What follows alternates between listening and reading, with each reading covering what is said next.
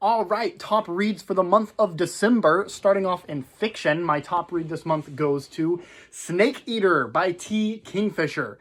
T. Kingfisher never disappoints me, and I'm happy to say I thoroughly enjoyed this book. It's her newest book.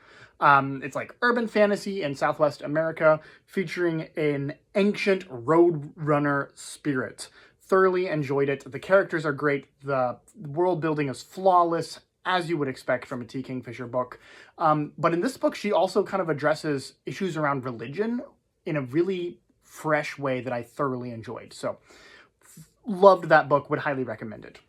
Moving on to my honorable mention in fiction this month goes to Hello Girls by Brittany Cavallaro and Emily Henry. Given that this has Emily Henry as an author, I assumed it was going to be a romance, and boy was I wrong.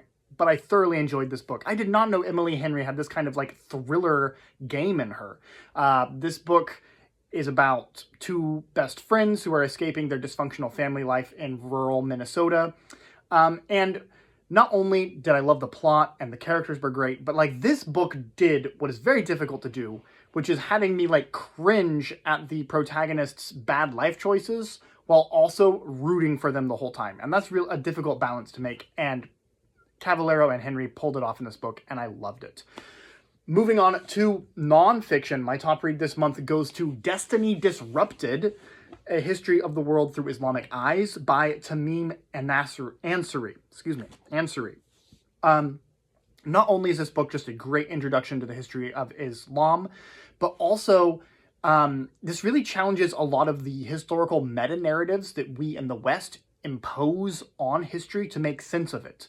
I'm thinking of like meta-narratives around like, say, the history is progressing, or capitalism or feminism. These are all ideologies that we have in the West that make sense when we look at history this way. But if you're looking at it from a different perspective, like an Islamic perspective, it really challenges a lot of these meta-narratives. And I love a history book that challenges me in this way. So thoroughly enjoyed this book, would highly recommend. And my honorable mention this month goes to Agrippina by Emma Southon. I am very picky with my Roman history books, and I thoroughly enjoyed this book. It was irreverent to Rome.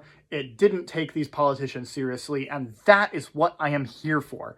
This book was funny, it was clever, it was really fascinating. Thoroughly enjoyed it, would highly recommend it. So, that's my top reads for the month of December. Let me know if you've read any of these books. Leave me comments, tell me what you thought about them, and until next time, happy reading.